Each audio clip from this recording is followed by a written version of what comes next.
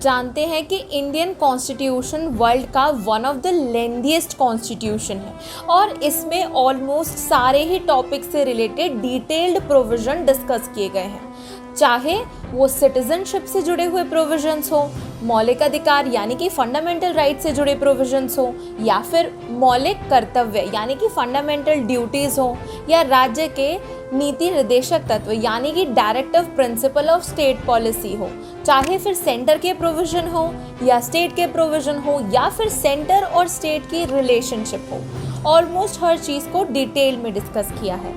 Hello everyone, मेरा नाम उर्वशी त्यागी है और आज हम डिस्कस कर रहे हैं गोल्डन ट्रायंगल के बारे में।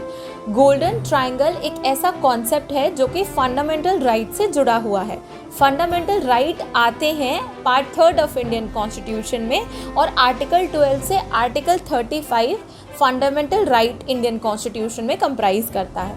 उसके बाद initially 7 categories of fundamental right थे, लेकिन 44th अमेंडमेंट से राइट टू प्रॉपर्टी जो था आर्टिकल 19 के क्लॉज 1 के सब क्लॉज F में आने वाला, ये इसको यहाँ से हटा दिया गया और अब right to property fundamental right नहीं रहा, तो वो मूव कर गया आर्टिकल 300A में, यानी कि वो अभी भी इंडियन कॉन्स्टिट्यूशन के अंडर ही आता है, लेकिन अब वो एक फंडामेंटल राइट नहीं है।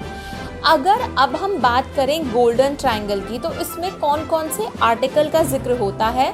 इसमें सबसे पहले आता है आर्टिकल 14 यानी कि राइट टू इक्वालिटी, मतलब कि समानता का अधिकार, यानी कि जितने भी इक्वल लोग हैं उनको इक्वली ट्रीट करना चाहिए, और जो लोग अनइक्वल हैं या किसी भी पॉइंट ऑफ व्यू से वो मार्जिनलाइज्ड हैं, या फिर उनको किसी भी तरीके का ऐसा कुछ है कि कोई डिसएडवांटेज है based on their caste, may be community, may be religion या समथिंग, तो ऐसे में जो लोग अनइक्वल हैं, अगर हम उन सभी अनइक्वल को भी इक्वल ही ट्रीट करेंगे तो ये इक्वालिटी के कॉन्सेप्ट के अगेंस्ट होगा।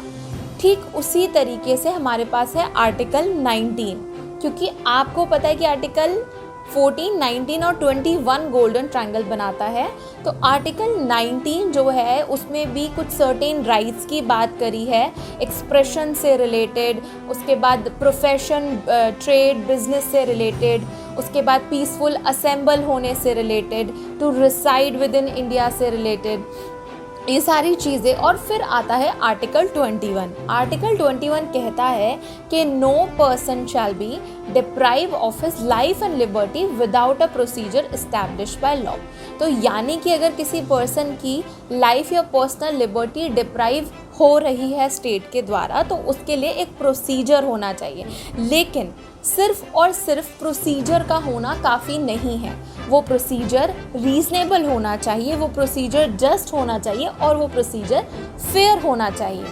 साथ ही साथ अगर हम गोल्डन ट्रायंगल को और बारीकी से समझें तो हम केस लॉ को डिस्कस करेंगे। केस लॉ का नाम है Maneka Gandhi versus Union of India. तो ये केस है 1978 का, और यहाँ पर एक्चुअली कोर्ट ने ये ऑब्ज़र्व किया कि ये केस ना कि सिर्फ आर्टिकल 21 से डील कर रहा है, बट यहाँ पर आर्टिकल 14 और 19 को भी एक ग्रेट लेंथ पर डिस्कस किया गया। तो लेट्स से अगर कोई एक ऐसा प्रोसीजर है जो कि जिस प्रोसीजर की बात आर्टिकल 21 में की गई है, और वो प्रोसीजर अनरीजनेबल भी है, वो जस्ट भी नहीं है, अनजस्ट है, अनफेयर है, तो ऑफकोर्स वो एक आर्बिट्रेरी प्रोसीजर होगा। और अगर वो आर्बिट्रेरी होगा तो ये तो फॉर श्योर है कि वो आर्टिकल 14 यानी इक्वालिटी के अगेंस्ट होगा। तो इस तरीके से अगर कोई प्रोसीजर भी होता है तो एक से ज़्यादा आर्टिकल का टेस्ट उसको पास करना होता है। इसी तरीके का एक लिंक देखा गया है आर्टिकल 14, 19 और 21 के बीच में। साथ ही साथ एक और फेमस केस की बात करते हैं। केस का नाम है Kesavananda Bharati versus Union of India. ये केस है 1973 का, और यहाँ पर भी कोर्ट के थ्रू यही ऑब्जर्व किया गया कि चाहे सेंटर हो या स्टेट हो, वो फंडामेंटल राइट जो सिटीजन्स के पास हैं उसमें एनक्रोच नहीं कर सकते। इसका मतलब सेंटर और स्टेट का भी अपनी कुछ लिमिटेशंस हैं जो कि कॉन्स्टिट्यूशन में अच्छे से डिस्कस की गई हैं और इलाबरेट करके एक्सप्लेन की गई हैं।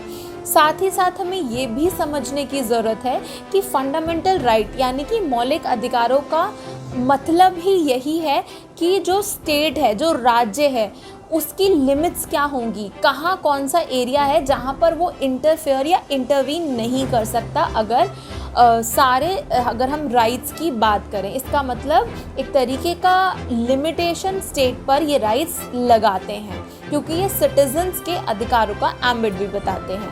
हालांकि आपका कोई स्पेसिफिक क्वेश्चन या क्वेरी है तो आप हमसे पूछ सकते हैं। सो आई होप आपको ये वीडियो अच्छी लगी होगी।